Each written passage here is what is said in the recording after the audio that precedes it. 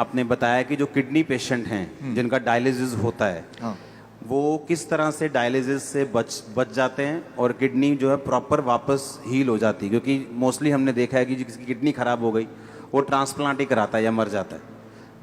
ये एक इम्पॉर्टेंट बात है जो मैं आपको बताना चाहता हूँ ताकि आप इसको उन लोगों तक पहुँचाएं जिनको इसकी ज़रूरत है।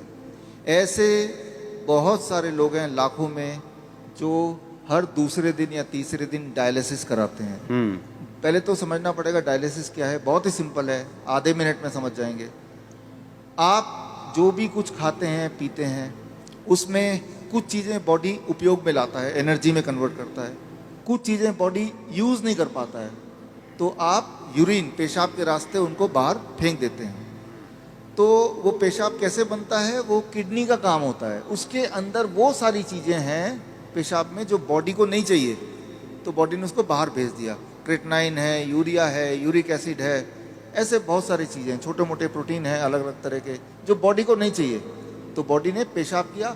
आप बोलेंगे अरे मुझे पेशाब आ रहा है, तो वो किडनी ने बाहर भेजने का तैयारी कर ली है और आप गए और आपने अपने आप को हल्का किया, ठीक हो गया। ये तो हुआ नॉर्मल। आपका बॉडी खुद ही आपका डायलिसिस कर रहा है। डायलिसिस ये है, हमारा बॉडी हमारे अंदर की जो चीज़ जो हमें नहीं चाहिए वो बाहर फेंकने का रास्ता बनाया, इसे कहते हैं डायलिसिस। यानी कि हमारे सबकी बॉडी करती है इसको। अगर वो करना बंद कर दे, किडनी अपना काम करना बंद कर दे, अब जब मैं पानी पी रहा हूँ और बॉडी को उनमें से कई सारी चीज़ नहीं चाहिए लेकिन बाहर का रास्ता बंद है, तो बॉडी क्या करेगा, गुब्बारे की तरह, बैलून की तरह उस पानी को, उस फ्लूइड को बॉडी में ही इकट्ठा होता रहेगा। ऐसे लोगों के पैर आप देखेंगे हाथी की तरह हो जाते हैं, सूज जाते पैर, हाथ सूज हाँ, जाते हैं, पैर हाथ सूज जाते हैं, गले मुंह सूज जाता है। तो क्या है, उनका जो यूरिन आउटपुट है, पेशाब या तो कम हो गया है या खत्म हो गया है। अगर आपसे बोलें कि एक दिन बिना पेशाब किए रहना है, इम्पॉसिबल, कितना दर्दनाक हो सकता है। और ऐसे लोग फिर मशीन की मदद लेते हैं। वो मशीन वो खींचता है खून में से वो ऐसे पानी जो खराब है और निकाल के बाहर करता है। इसका मतलब हर दूसरे दिन उसको ऐसा करना पड़ता है और दूसरे दिन तक बॉडी में पानी जमा रहता है। और जबकि बॉडी में पानी जमा रहेगा तो उसका हार्ट के ऊपर भी बोझ है, लंग्स के ऊपर भी बोझ है। हर दिन वो कमज़ोर होता जा रहा है, हर दिन वो मरता जा रहा है, डायलिसिस कराने के बावजूद भी या डायलिसिस कराने की वजह से भी, क्योंकि डायलिसिस भी किडनी को और फर्दर खराब करती है।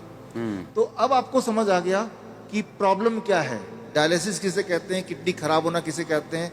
ऐसे लोगों को पहचानेंगे कैसे, आप जब देखेंगे। हम कैसे पहचानते हैं ऐसा पेशेंट को, कोई रिपोर्ट की ज़रूरत नहीं है मुझे, आपको भी ज़रूरत नहीं है। आप सिर्फ ऊपर से नीचे देखेंगे, अगर पैर हाथ में सूजन है थोड़ा बहुत भी, तो समझ लीजिए कि किडनी फेलियर की तरफ आप बढ़ चुके हैं।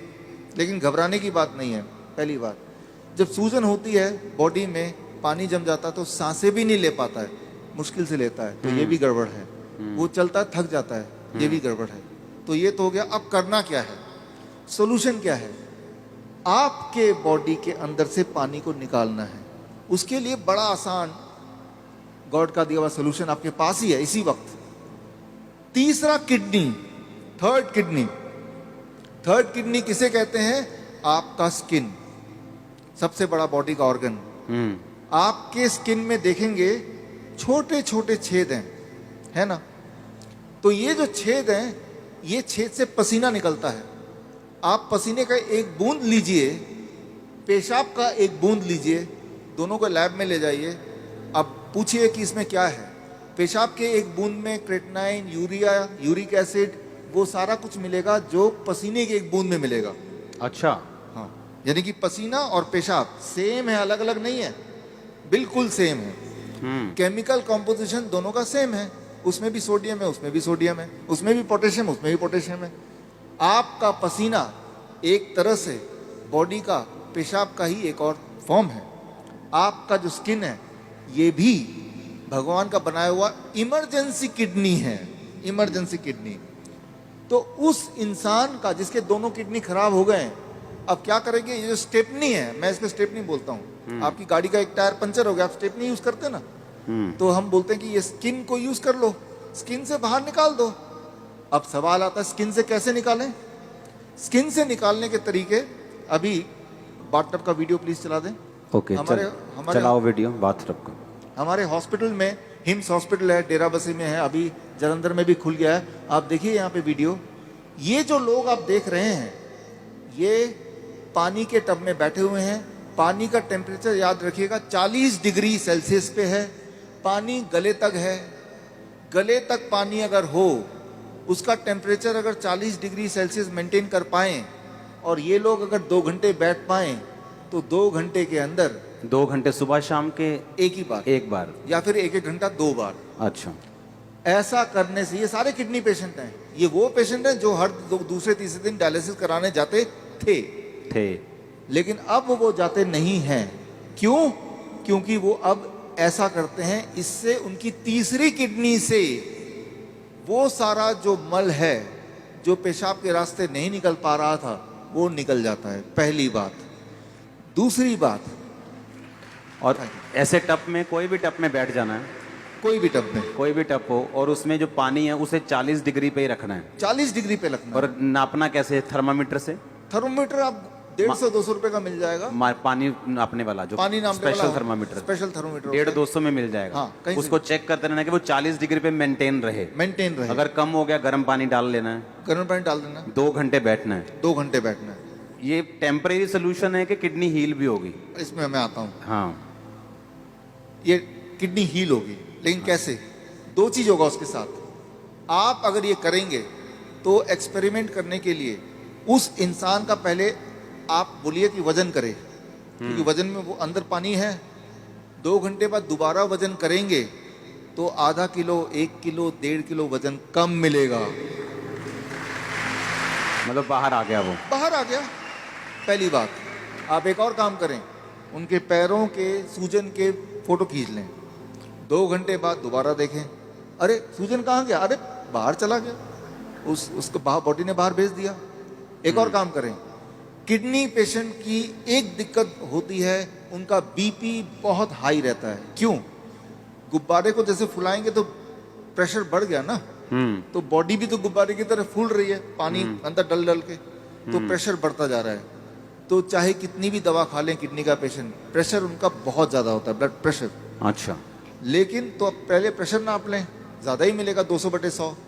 अब पानी में बिठाएं, और अब पानी में बिठाने के बाद 2 घंटे बाद दोबारा प्रेशर नापें, तो प्रेशर कम हो जाएगा। कम से कम 40 यूनिट कम हो जाता है, किसी का 20 यूनिट कम हो जाता है, लेकिन कम जरूर होता है, हर एक का कम होता है।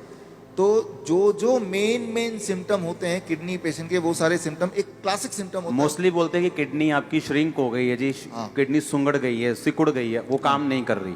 हाँ, वो फिर से बढ़ेगी कि नहीं बढ़ेगी? ऐसे ही रखना पड़ेगा पेशेंट को? ये बड़ा इंटरेस्टिंग है।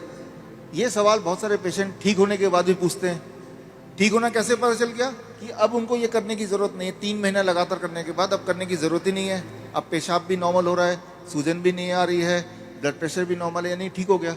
लेकिन वो क्रिएटिनिन और यूरिया, क्रिएटिनिन भी नॉर्मल आ गया, यूरिया भी नॉर्मल आ गया, यूरिक एसिड भी नॉर्मल है, सारा कुछ नॉर्मल हो गया। हाँ, ब्रीदिंग भी नॉर्मल है। साइज किडनी का। अब आता है साइज।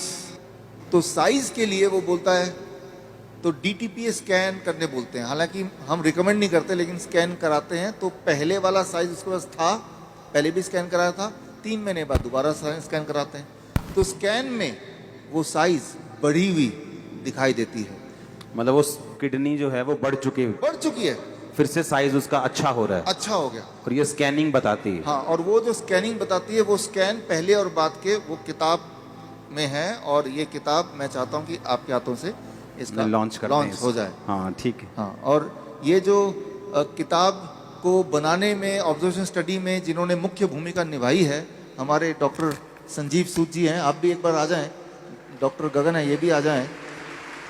दयानंद आयुर्वेदिक कॉलेज में इन्होंने हमारे साथ मिलके हमें मदद करते हुए इस चीज़ को दुनिया तक पहुंचाने के लिए काम किया। प्लीज़ आ जाएं डॉक्टर अनु, प्लीज़ कम।